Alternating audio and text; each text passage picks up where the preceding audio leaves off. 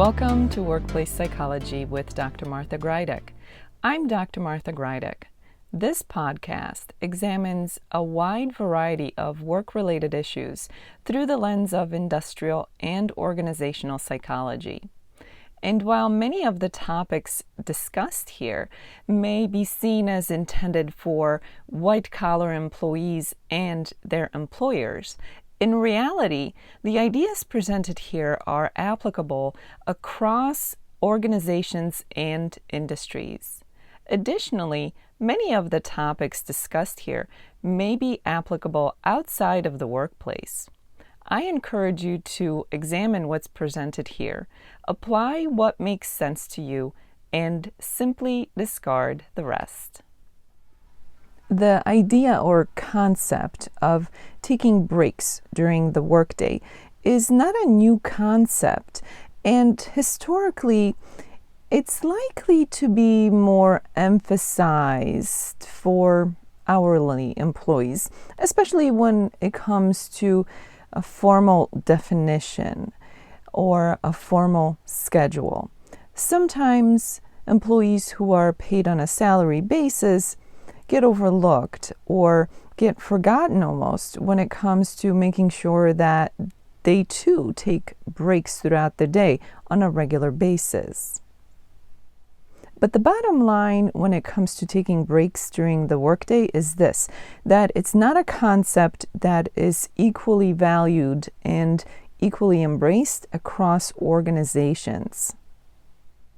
Taking breaks is something that depends on a number of different factors, including things such as the organization's culture, the environment itself, things such as the behaviors that managers model for their employees, and even things such as individual habits or individual characteristics in terms of the employee himself or herself.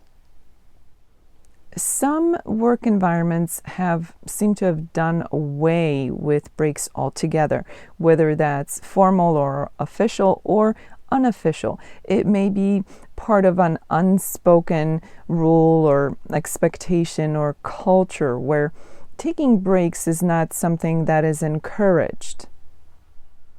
Sometimes we see situations where skipping breaks for special reasons or for exceptions turns into being the norm. So where before breaks were the norm, now slowly they have become something that has gone away.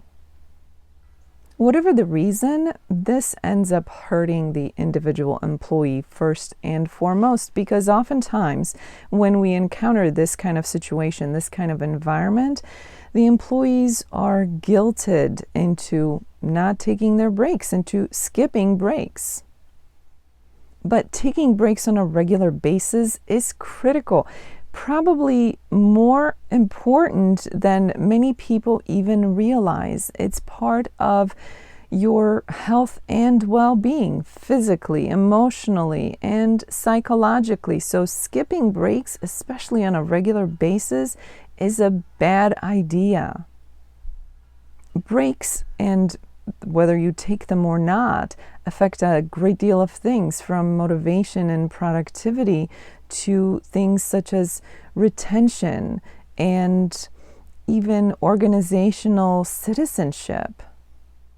Sometimes managers may think that they're getting more out of their people if their employees are skipping breaks, but in reality, nothing could be further from the truth, especially if you think to what I just said, that breaks affect things such as productivity and engagement and motivation. And of course, sometimes employees think that if they skip breaks, if they make the decision to skip breaks, they have a better chance of getting ahead of their colleagues or maybe getting promoted, getting some kind of an advancement. But again, they end up paying the price in the end, especially when we look at it in terms of a longer time span. we have to go back to remembering not only things such as productivity and motivation and engagement, but things such as the very basics, our health and well-being. After all, the health and well-being of every individual employee translates into the collective health and well-being of the organization. There's simply no way around that. Something else to consider when we think about breaks, especially skipping breaks, is the fact that skipping breaks simply contributes to stress levels at the workplace, but it also spills out to our lives beyond just the workplace. And if that continues for long enough, if that goes on for long enough, then we have to worry about an increased likelihood of burnout, and that's a serious issue. The other part of breaks to consider is that this goes beyond just taking your daily breaks or breaks during your workday. Taking breaks also means disconnecting from your job after hours, on the weekends, during holidays, and it also means actually taking vacations during which you do not work in any capacity. So taking breaks, although it starts during our workday, when we take breaks, regular breaks every single day while we're at work, but it also continues after work, during the weekends, during holidays, and actual vacation time. When it comes to breaks and regular break taking, the responsibility belongs to everyone. That means both employers and employees. Employers absolutely have the responsibility of creating an environment where break taking is encouraged and promoted. You can't have employees who worry that they won't get promoted or that they'll be replaced if they take breaks or go on vacation. Managers are absolutely responsible for the same. And in addition to that, managers have to model the right behaviors. You can't model unhealthy, toxic behaviors to your employees, but somehow expect them to behave differently. So employers are just as responsible when it comes to taking breaks at the workplace. And of course, individuals have that same responsibility where they have to take matters into their own hands and take breaks on a regular basis, regardless of whatever else is happening. And if you find yourself in such an environment where taking a break will be detrimental to your time at that employer's or at that organization, where your career may be hurt by taking care of your health, by taking breaks, then it's time to recognize what's more important, your health and well-being or the organization and their pockets. This is a no-brainer, something that should be obvious at every level within an organization, but too many times it's not. But employees who are unhealthy and exhausted will not be productive, will not be motivated, will not be engaged, and will not be around for a very long time. So take heed and take responsibility. Whatever your role at the organization is, wherever you find yourself today, make sure that taking breaks on a regular basis is part of your priority at the workplace. As this episode comes to an end, let's review what was discussed. Taking breaks at work is not a new thing to us, but unfortunately, far too many forego taking their breaks during the workday for the sake of perhaps getting more done or getting ahead.